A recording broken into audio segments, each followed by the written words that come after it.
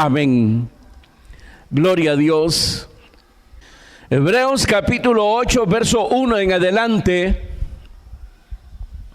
Dice la palabra del Señor: ahora bien, el punto principal de lo que venimos diciendo es que tenemos tal sumo sacerdote, el cual se sentó a la diestra del trono de la majestad en los cielos, ministro del santuario y de aquel verdadero tabernáculo que levantó el Señor y no el hombre.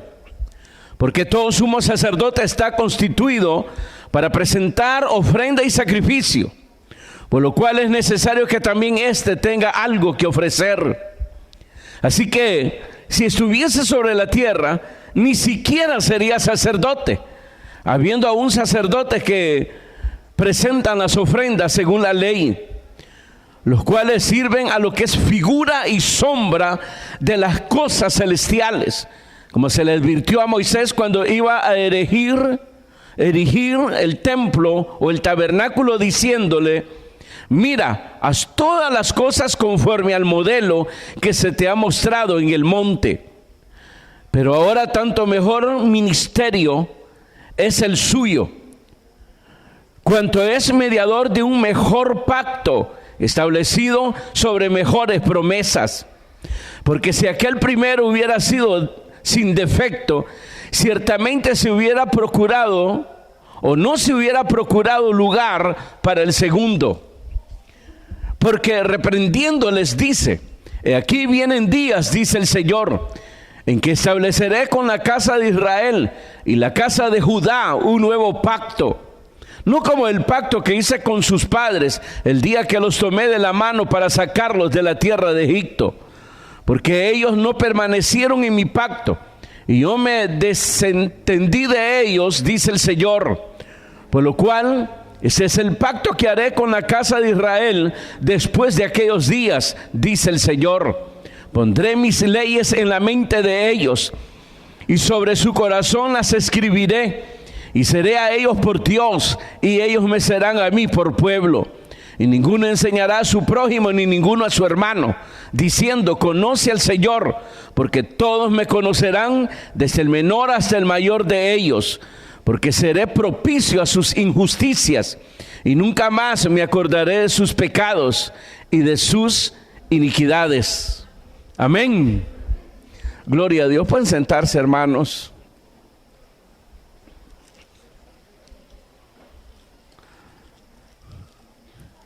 El escritor de este libro pues continúa, hermanos, enseñando precisamente lo que sobre el ministerio de nuestro Señor Jesucristo, y que ahora se detiene, hermanos, a presentar ese contraste de lo que era el ministerio terrenal y el ministerio celestial.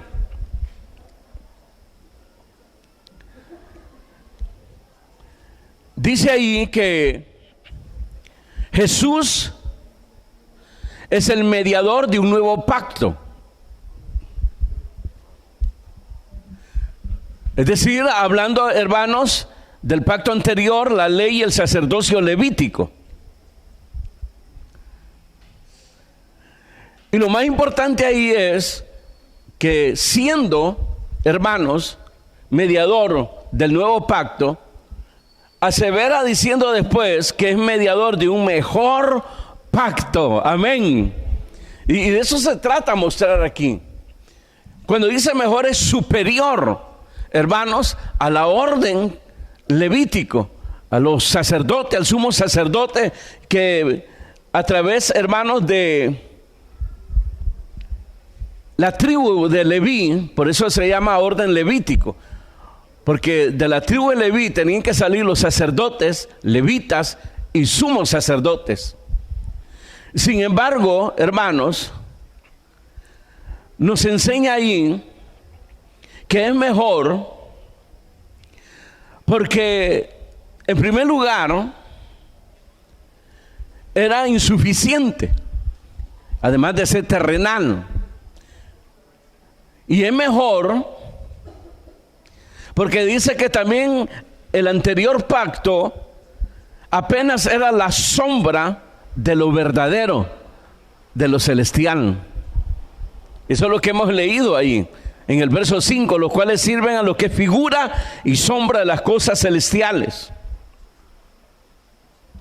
Entonces, ante esta exposición que está haciendo nuestro Señor Jesucristo, de ahí, hermanos, las enseñanzas, las revelaciones que recibimos de los demás apóstoles o de los apóstoles, donde aseveraban contundentemente, hermanos, que Jesucristo era el único mediador, que fue constituido mediador entre Dios y los hombres. El apóstol Pedro dice, hermanos, de que en ningún otro hay salvación. No se podía aseverar así de la orden levítica, porque los sumos sacerdotes pues eran hombres y morían, y necesitaba levantarse otro, y eso hacía, hermano, que fuese imperfecto. Además de eso, ofrecían sangre ajena. Pero este, hermano, mediador, constituido por Dios y para siempre, es en primer lugar un nuevo pacto, como Jesucristo lo dijo cuando levantó la copa, hermanos, diciéndole al discipulado que esa era la copa del nuevo pacto, hablando del derramamiento de su preciosa sangre para el perdón de pecados. Entonces diríamos, hermanos, en este cuadro que nos presenta el escritor a los hebreos, Jesucristo es el mediador, no solamente de un nuevo pacto, sino de uno mejor, es decir, superior al anterior. Por lo que expone aquí precisamente. Entonces, hermanos, en el verso 1, ahora bien, el punto principal de lo que venimos diciendo es que tenemos tal sumo sacerdote, el cual se sentó a la diestra del trono de la majestad en los cielos. Esto es bien significativo, lo hemos explicado, que una vez, hermano, que el sumo sacerdote realizaba el sacrificio en el santuario, es decir, el lugar santísimo, salía y se sentaba. Pero antes de sentarse, hermanos, tenía que esperar que ese sacrificio fuese recibido por Dios. Entonces, al salir del santuario y sentarse, era, hermano, prueba de que el sacrificio había sido hecho y que Dios había recibido el sacrificio. Por lo tanto, el pueblo recibía el perdón de pecados. Pero todo era terrenal. Todo, el nombre, el santuario, hermano, que estaba, hermano, en el templo, una casa hecha de mano de hombre. Pero este sumo sacerdote, hablando de Jesús, no se sentó en el templo, sino que se sentó, dice, hermanos, a la diestra del trono de la majestad en los cielos. Y de ahí intercede por nosotros. Eso es lo que está exponiendo ahí. Es decir, le está diciendo a ellos, hermano, como una conclusión, ¿por qué Jesús? Y era necesario de un nuevo pacto y uno mejor, superior al que tenía el sumo sacerdote terrenal. Era, hermano, porque Él venía de los cielos. Acuérdense que el origen de Jesús es divino. Y para realizar, hermano, ese sacrificio, entonces tomó, hermanos, cuerpo. Se hizo hombre. El verbo estaba con Dios y el verbo era Dios. Y aquel verbo se hizo carne, ¿verdad? Entonces, según la carne, Jesucristo es hijo de David, hijo de Abraham. Pero su origen es divino. Es decir, todo está que viene de arriba. Por eso, hermano, urgía de algo, hermano, celestial, es decir, perfecto, y que el sacrificio se iba a realizar de una vez y para siempre. Luego dice, ministro del santuario y de aquel verdadero tabernáculo que levantó el Señor y no el hombre. Miren cómo viene describiendo todo. Él es ministro del santuario, pero no del terrenal, sino siempre del celestial. El santuario, hermanos, significaba que ahí vendría a ser presencia el Señor, pero Él traspasó los cielos y se sentó a la diestra de Dios. Y de ahí intercede por nosotros. El verdadero santuario está en los cielos. Y este sumo sacerdote, que dice el escritor que nos convenía a nosotros, traspasó los cielos. Es decir, tenemos garantía, hermanos, de la salvación que hemos recibido. Y tenemos garantía, hermanos, que tenemos la promesa de la vida eterna. ¿Qué dice después? Todo sumo sacerdote está constituido para presentar ofrendas y sacrificios, por lo cual es necesario que también éste tenga algo que ofrecer. Amén. Así que si estuviese sobre la tierra, ni siquiera sería sacerdote, habiendo aún sacerdotes que presentan las ofrendas según la ley. Fíjense, el sumo sacerdote dice aquí, tenía que ofrecer algo. Es decir, antes de tomar los corderos, las ofrendas que traía el pueblo para el sacrificio, él primero tenía que presentar su sacrificio. Pero era sangre ajena, porque él también llevaba un cordero y lo sacrificaba.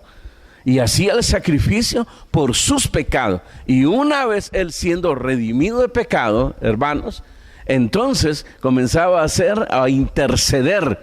De eso se trata, interceder por el pueblo. Que él ministraba los sacrificios para que el pueblo recibiese el perdón de pecados, de sus iniquidades.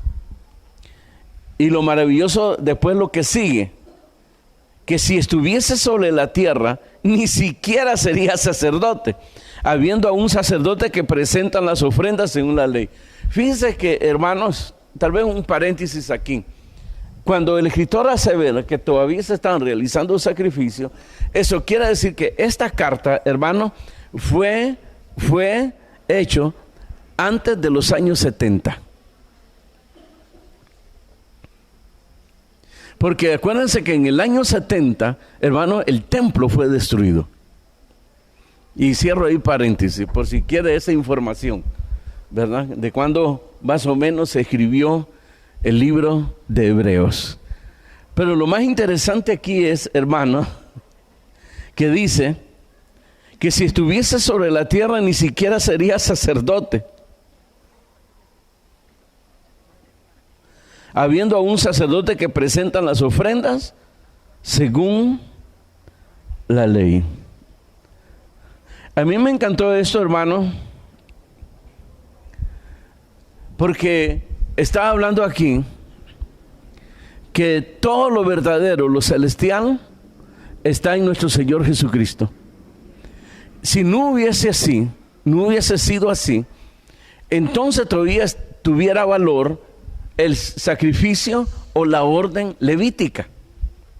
Eso es lo que está diciendo ahí. Les está diciendo a ellos, hermanos, que después de Jesucristo, después de su muerte y resurrección, hermanos, todos esos sacrificios que se hacían y se continuaron hasta que se esfumó con la destrucción del templo, no tenían ningún valor, porque ya se había dado el sacrificio.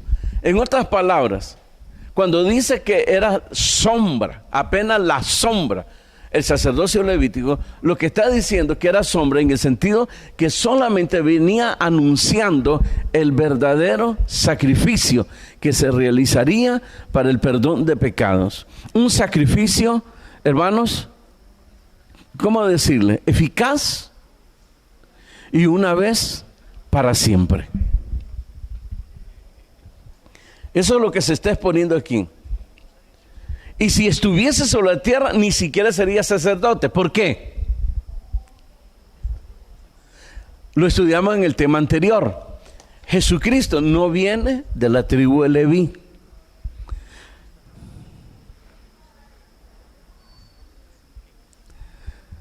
Sino que viene de la tribu de Judá. Y cualquier entonces está contradiciendo la Escritura. Pero más adelante explica el por qué. Hermano, fue constituido Jesucristo, hermano, siendo de la tribu, de otra tribu y no levítico, fue constituido sumo sacerdote. Pero dice ahí, hermano, claramente, que si él hubiese estado ahí, entonces, hermano, no hubiese sido aceptada su ofrenda. Si hubiera estado sobre la tierra. Porque él no era parte de la orden de Leví. Sino que ya lo estudiamos, que él viene de la tribu de Judá. Y ninguno de la tribu de Judá, hermano, podía tener acceso precisamente a ser sacerdote y mucho menos venir a ser o ser llamado o ordenado sumo sacerdote. Y esto lo hace ver aquí para hacerle ver a ellos, hermanos, que esto viene, todo viene de arriba. Y que esto lo había preservado, reservado el Señor. Aquí nos recuerda, hermanos, la figura de las bodas de Caná, ¿se acuerdan? Que cuando llegó Jesús, hermano, pues estaban repartiendo vino, guaro, pues, y se terminó. Y le dicen a María, y María le dice al Señor Jesús que se les había acabado el combustible y habían quedado sedientos. Qué raro eso, ¿va? No sé si hermano Mauricio me puede explicar eso, pero hermano Carlos, pero todavía había sed, ¿verdad? Lo importante ahí es, hermanos, de que Jesús, hermanos, hizo el primer milagro donde mostró por primera vez su gloria de convertir el agua en vino. Y esto lo supieron, hermanos, los que servían, porque a ellos les ordenó que llenaran los cántaros de agua. Y ahí mostró su gloria, su poder de cambiar y transformar el agua en vino. A lo que quiero llegar es que lo manda que lo pruebe ¿verdad? El que sabe de esas cosas, al maestresala, y lo prueba y tremendo. Y le dice al señor de la casa, en toda fiesta, primero se da el mejor vino y se termina, hermanos, con el metanol. ¿Verdad? Y por último andan comprando hasta alcohol 90, le echan un poquito de agua y siguen tomando. Pero tú le dices, has reservado de último el mejor vino. Una figura que Dios, hermano, venía hablando de muchas formas, de muchas maneras. Así empieza, acuérdese, el libro de Hebreos. Pero que en estos tiempos nos ha hablado por medio o a través de nuestro Señor Jesucristo. Jesús es la palabra viva. Cuando dice verbo, el verbo es el que al principio, hermano, decía, hágase la luz, y fue la luz. Ese era el verbo, es decir, nuestro Señor Jesucristo en la creación. Bueno, tal vez para usted no es extraño decir toda esta cosa, pero se los hubiera dicho aquí, hermano, se hubiera armado con los lectores judíos y hermanos y creyentes que habían sido judaizados.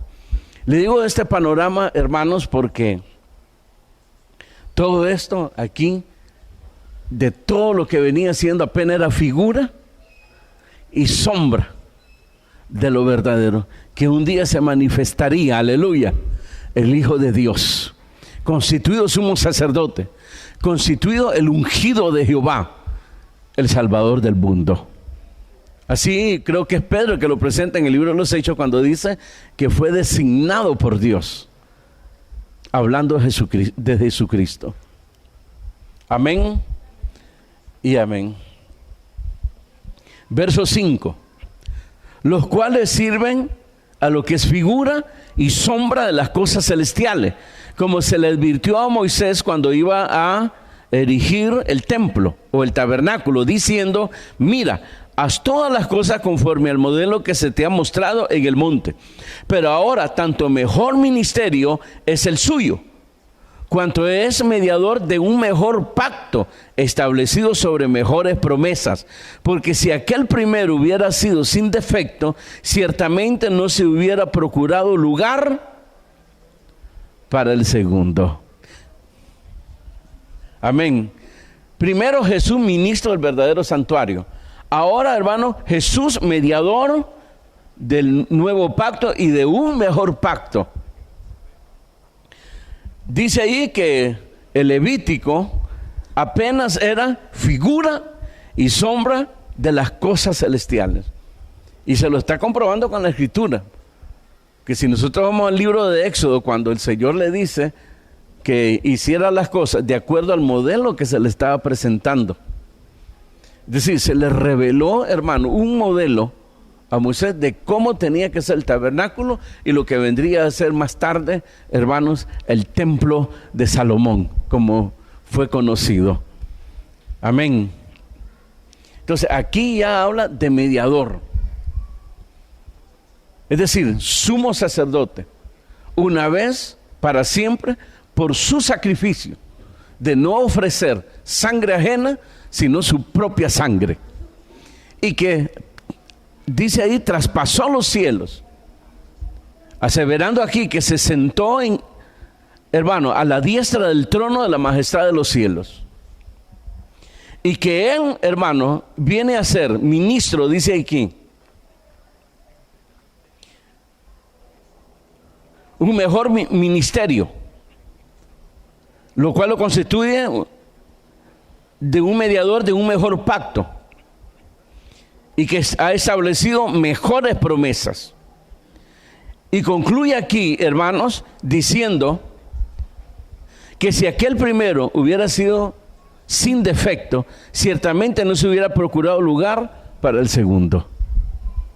Es decir, ante las inquietudes que pudieran tener los judíos, hermanos que habían creído en Cristo, los creyentes gentiles, pero que estaban siendo judaizados, entonces le dice que si hubiese sido perfecto, hermano, es decir, el sacrificio en los corderos realmente hubiese, hermanos, perdonado los pecados del pueblo una vez para siempre, entonces no hubiese necesidad, hermanos, de otro. Pero hubo necesidad de otro porque el anterior, ya lo estudiamos también, era débil e ineficaz. No tenía, hermano, el poder como lo tiene nuestro Señor Jesucristo. Esa es la gloria que nosotros tenemos, el haber creído en nuestro Señor Jesucristo. Estamos en lo verdadero, dice Juan capítulo 5, no en el Evangelio, sino en su primera carta. Y estamos en el verdadero, porque el Hijo, dice ahí, es Dios, verdadero Dios. Y por eso estamos en lo verdadero. Todo lo anterior era sombra. Así que, toda, hermano, religión en la cual nombran sacerdote es obsoleto y no lleva a nada, porque el sacerdote es el mediador y ya no hay mediadores y no se necesitan mediadores porque todos son terrenales. Tenemos un mejor pacto, el de Jesucristo, porque todo lo de Él es celestial. Amén y amén. Ahora, hermano, lo interesante, aunque Él viene mostrándole siempre a través de las Escrituras estas verdades, cuando menciona aquí a Moisés, le habla de Éxodo capítulo 25, cuando dice que se sentó a la diestra del trono de la majestad en los cielos, el Salmo 110. Ahora viene él, hermanos, y lo que hace aquí es aseverar que todo esto estaba escrito y profetizado a través, hermanos, de Jeremías. Es decir, todo fue anunciado de antemano por el profeta Jeremías. Del verso 8 al 12, hermanos,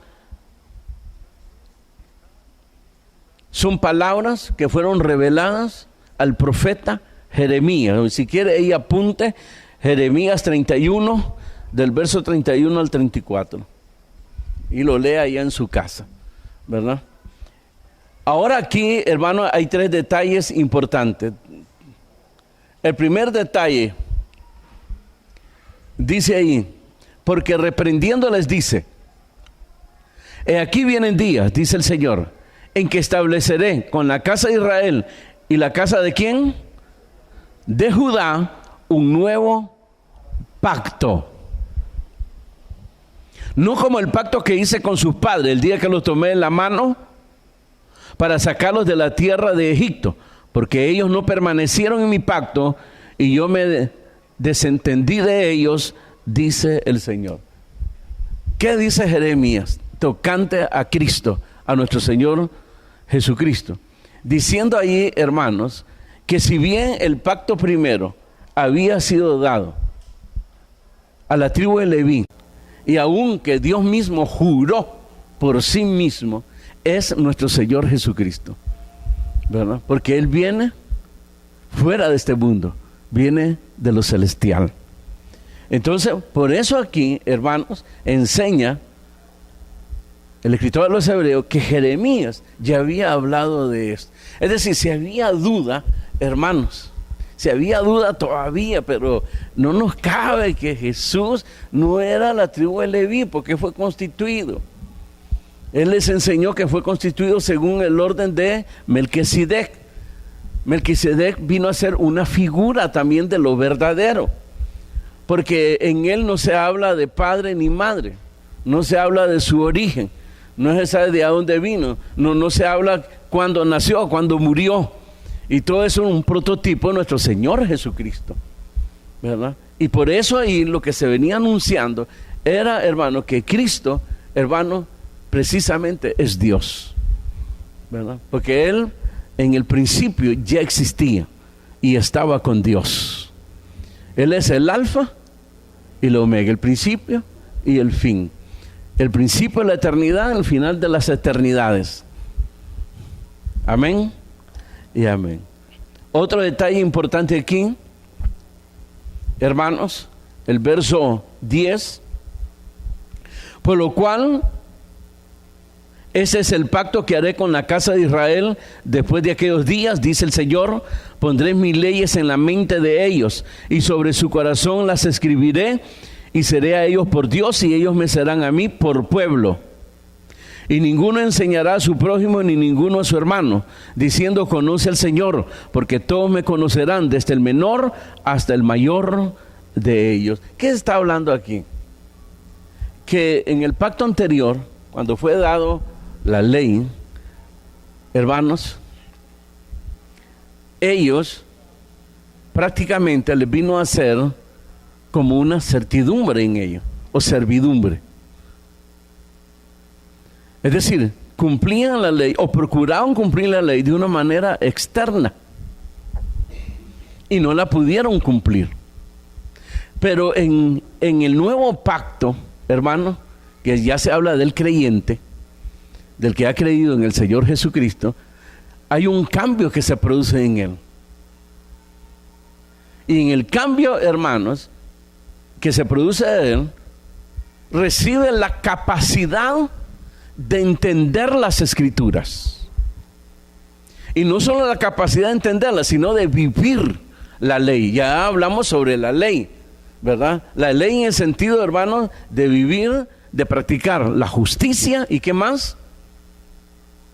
Y eran 2 detalles. El amor, la justicia, ser justo, practicar la justicia. Los judíos no la podían practicar. Todo lo contrario, agarraron la ley, hermano, para malmatar a medio mundo, ¿verdad? Que lamentablemente el cristiano cae en ese error. Y cuando el cristiano cae en ese error, hermanos, de criticar, juzgar y condenar, es porque, hermanos, todavía no le ha amanecido. Está practicando las cosas como los judíos, de una manera externa, cuando no debiera ser así, porque ha sido capacitado.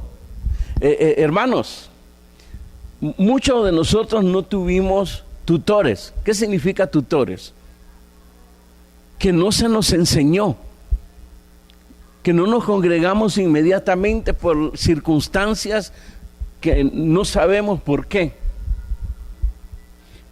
En el caso de su servidor, una vez convertido, hermano, al leer las Escrituras, comencé a entenderlas. Y todo cristiano que lee la Escritura, que ha recibido la conversión en su vida, entiende las Escrituras. La Biblia lo confirma diciendo: por torpe que sea el hombre, no se extraviará. Eso es lo que quiere decir aquí cuando dice escribiré, dice. ¿Qué dice? Pondré mis leyes en la mente de ellos y sobre su corazón las escribiré. Se refiere a eso. Dos cosas: entendimiento y a la vez la práctica. Ejercitarlo, vivirlo. Lo podemos hacer. Yo sé, hermanos, que después de algún gran tiempo de cristiano, nos descuidamos y a veces caemos, hermanos, de tener temor de seguir practicando, ejerciendo la vida cristiana, en el sentido, hermano, que cuando tiene que ver con el prójimo. Cuando hablamos del prójimo, no solo hablamos de los hermanos, sino que hablamos de los de afuera también.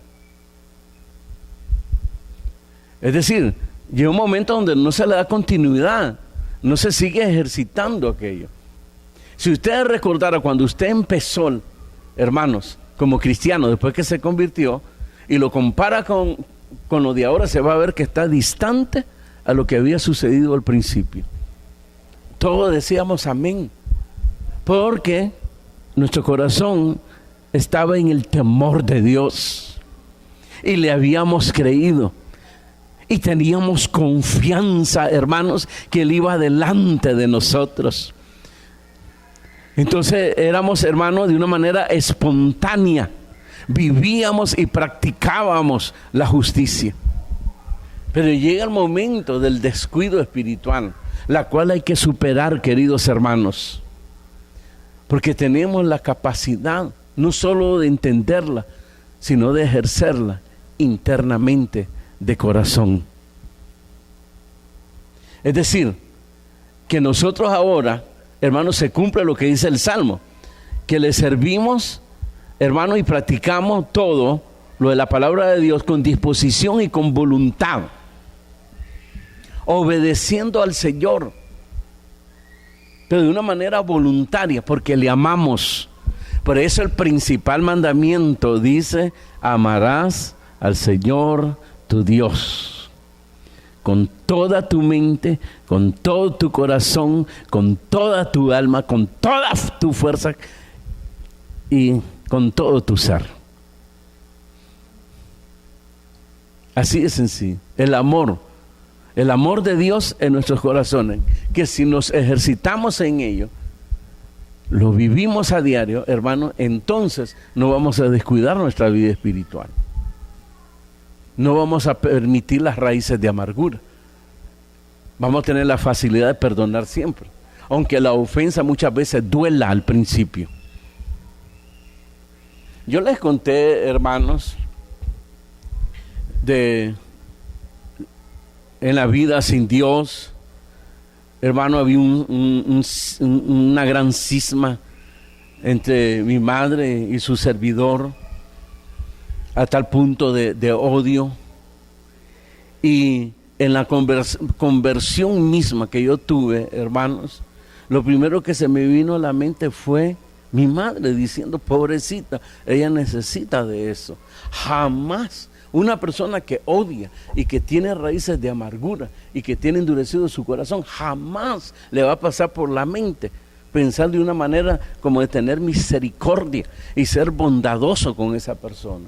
Y fue lo primero. Ahora, lo segundo, la prueba de mi reacción con su actitud.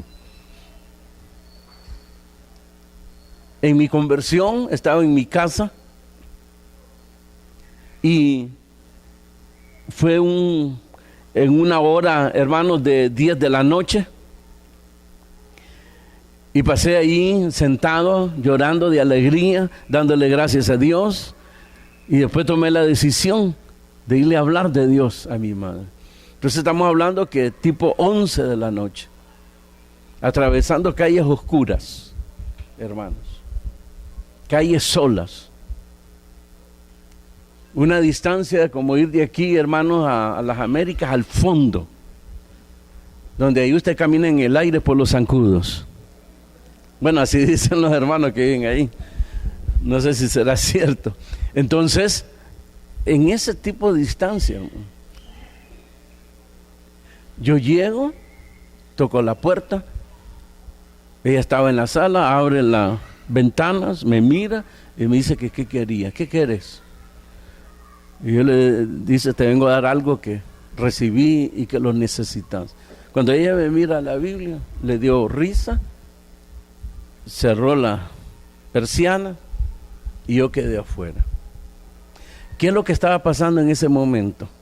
Yo no me había dado cuenta que había ley marcial. ¿Sabe lo que es cuando hay ley marcial? ¿Ah? De las 6 de la tarde a 6 de la mañana. Nadie puede andar afuera. Y había vigilancia de las autoridades. Y realmente cuando yo salgo, ignorando, porque si hubiese sabido que había ley marcial, yo no salgo. Porque ya sería el colmo, ¿verdad? Me hubiera esperado otro día, ir más temprano, de día. Pero yo no sabía, eran de repente que se tomaban decisiones así. ¿Qué es lo que le quiero decir? Mi madre sabía que había ley marcial y que mi vida peligraba. Y aún así, no fue quien me dijo, hijo, pero te van a matar. Entrá, dormite ahí parado en la esquina como lechuza y mañana después te vas. La cosa de ampararme pues bajo techo, por lo menos, no lo hizo. Cuando yo me doy cuenta al día siguiente que había eso, yo no me lleno de amargura contra mi mamá, que se me viniese el pensamiento, qué bárbaro, a su hijo.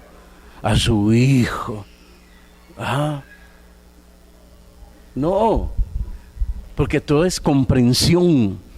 Uno entiende las escrituras, uno comprende lo que es llevar vida de pecador. A veces como que nosotros no somos tolerantes con eso.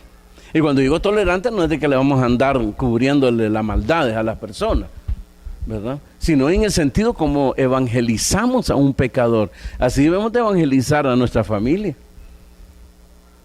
Olvídese ahí que su tata, que su nana, su abuela, su primo, su hermano es un pecador. Evangelícelo desde ese punto de vista. Ah, no, como es su hermano, sos un bruto, sos un caballo, sos un animal, necesitas ir a la iglesia, vos no entendés, no sé qué tenés en el cerebro, no. Entonces, ese no es evangelismo, ahí usted está tratando a la persona y ofendiéndolo. ¿Por qué no le predica así a alguien allá afuera cuando va a evangelizar? Dígale, ¿ah? Tocar la puerta, lo vengo a invitar a la iglesia. Yo ya tengo mi religión. Y usted comienza a decir, usted es un caballo. Usted no puede hacer eso. ¿Qué le pasa? ¿Se da cuenta que es distinto? Pondré mis leyes en su mente y se las escribiré en el corazón. En la conversión, Cristo opera en nuestras vidas. Creo que es en Juan cuando dice que el Señor sopló en ellos y les dijo, reciban el Espíritu Santo. Pero era para entender las Escrituras. Porque el poder del Espíritu Santo lo recibieron ya en el libro de los Hechos. Es decir, después de la resurrección y después que se fue el Señor Jesucristo, entonces vino el Espíritu Santo sobre ellos. Hay muchos que no comprenden esos dos detalles. Les dio el poder de entender las Escrituras. Pero entenderla no solamente, hermano, de que, entiendo lo que dice, entiende lo que dice, lo entiende lo que dice, sino también ejercitarla, practicarla a diario con el prójimo. Vivirla, pues. Por eso se le llama nuevo nacimiento. Una vida diferente al anterior, al viejo pacto que no servía para nada, insuficiente, hermano, y que nunca produjo en nosotros precisamente lo que Jesucristo produjo ahora en nosotros, frutos para vida eterna. Diga gloria a Dios. Nunca es tarde, nunca es tarde. Si usted ha descuidado su vida espiritual y está en una situación así, hoy usted puede, hermanos, ajustarse una vez más con Dios, que Él le renueve. En oración, renuévame, Señor, renuévame. Sí entiendo a las Escrituras, pero me he portado mal. No me he conducido como tú esperas que yo me conduzca. Creo en las Escrituras, las entiendo, pero no las practico, porque no soy tolerante con la ofensa. Y ser tolerante con la ofensa, hermano, no en el sentido que usted no se va a enojar en el momento. Enojarse en el momento es propio, estamos en la carne, magnífico, ¿verdad? Una ofensa, usted reacciona, se enojó en ese momento, magnífico. El llamado que hace es que ese enojo pase, que sea como la nube y que desaparece, que así sea vuestro enojo, dice la Escritura. Es decir, que no se ponga el sol sobre vuestra cabeza, ¿verdad? Al día siguiente, pues usted ya salude, ¿cómo está? Mucho gusto, ¿verdad? Sin hacer mala cara ni nada. Pero la mayoría de ustedes, hermano, una ofensa y la parten en todo el año, ¿verdad? Ojalá que no la hayan ofendido en enero, hermano. ¿Ah? Sí, ya en el día del amor, ¿cuándo es? No, ¿cuándo es? ¿Ah? ¿Cómo impío? ¿Ah? Después viene Semana Santa. ¿Ah? Y va a pasar así, hermano. ¿Ah? Viene el divino, no es el Divino Salvador, ¿cuál es? El agosto. Santo Domingo, imagínense. Y usted todavía enojado. ¿Ah? Viene el tiempo del Niño Dios y usted todavía, no, hermano, no, uno en el momento la ofensa, ¿verdad? Digo el siguiente día porque todos nos vamos, ¿verdad? Y hasta el siguiente culto nos volvemos a ver, o nos vemos en el grupo, ¿verdad? Y ahí ya tiene que ya haber pasado todo, hermano. Aquí no ha pasado nada. ¿Cuántas veces hemos ofendido a nuestro Señor Jesucristo? Y tenemos la confianza de clamarle. Y tenemos confianza porque sabemos de que Él no está ahí, hermano, esperándonos con una cuerda o con un corazón, hermano, endurecido. Todo lo contrario. Donde 2 o 3 se congreguen, ahí estaré yo, dice el Señor. Y no para estarnos viendo así nomás, sino precisamente bendiciéndonos de acuerdo a nuestras necesidades. Y por último, porque seré propicio a sus injusticias y nunca más me acordaré de sus pecados y sus iniquidades. El perdón de pecado que hemos recibido una vez para siempre. Eso es lo que está diciendo ahí. Perdona nuestras injusticias, porque hemos cometido injusticias con el prójimo. Sí, queremos que el otro haga el trabajo que usted no puede hacer, que el otro desbarate al prójimo, ¿verdad? Y como usted no lo puede hacer, entonces incita, no sé si es la palabra, incitar al otro contra su prójimo, cuando se lleva en chisme, porque él o ella es cobarde, ¿verdad? Y se escuda y usa al que entre comillas dice su amigo. ¿Te das cuenta, amigo, del que te metió el veneno? ¿Te das cuenta que te está empujando a que cometas pecado contra tu hermano? Y tu amigo sencillamente, él no tuvo nada que ver. Todo eso nos enseña las Escrituras, queridos hermanos. La sana doctrina, para que nuestra vida espiritual siempre sea saludable, nuestra relación fraternal sea siempre saludable. Y un pueblo que goza de salud espiritual, hermano. Entonces, como dijo el Señor Jesucristo, y finalizo, en esto conocerán los de afuera que son mis discípulos, en que se amen unos a otros. Pero como usted se la quiere llevar, ¿verdad?, de pinta, usted se la quiere llevar de súper espiritual, de temeroso de Dios, de celoso de la palabra de Dios, viene y no se percata que a la persona que le está hablando mal del otro, hermanos, lo va a llenar de raíces de amargura y lo va a enviar al infierno. No se percata de eso. Y según él o ella, lo está evangelizando. No le está hablando nada mal. ¿Se da cuenta de ese detalle? Nos volvemos homicidas.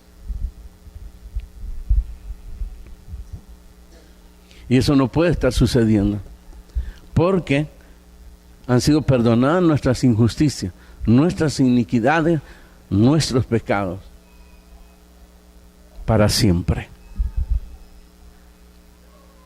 Y está escrito cuando dice, tomaré, dice, tus rebeliones y lo echaré en lo más profundo del mar. Es una figura, hermanos, en lo profundo del mar, y jamás me acordaré de ello. Así perdona el Señor, y así nosotros debemos de perdonar, ¿verdad? Cuando la persona muestra un genuino arrepentimiento. Así de sencillo. Amén y amén. Vamos a orar. Puede ser muy sencilla la exposición, hermanos, pero es bien profundo, hermanos. Es una riqueza el contenido de este libro a los hebreos, la revelación de Dios, hermanos, de todo lo que se hacía en el Antiguo Testamento. Llegar a comprender que todo, hermano, desde Génesis, desde el principio, se nos venía hablando de nuestro Señor Jesucristo. Es decir, el mensaje central, no solo de los evangelios ni de las cartas, el mensaje central de todas las escrituras, toda la escritura, la Santa Biblia, el mensaje central es nuestro Señor Jesucristo. Desde Génesis, cuando se da la muerte del primer animal, ¿verdad? Imaginen que nosotros nos hartamos los animales, hermano, y ahí no fue dado para que nos hartáramos los animales, ¿verdad? Sino que los animales, igual que nosotros, podíamos comer del fruto de los árboles. Eran vegetarianos, todos. Pero después de la caída, hermanos, fue infectado, ¿cuál sería la otra palabra? Contaminado el hombre y el mundo. Pero si usted lee bien la escritura, ahí no se habla de comerse a los animales al principio. Le ordena que sojuzgue. Bueno, le ordena que hasta le ponga nombre a los animales. ¿Para qué? Para hartárselo. ¿Ah?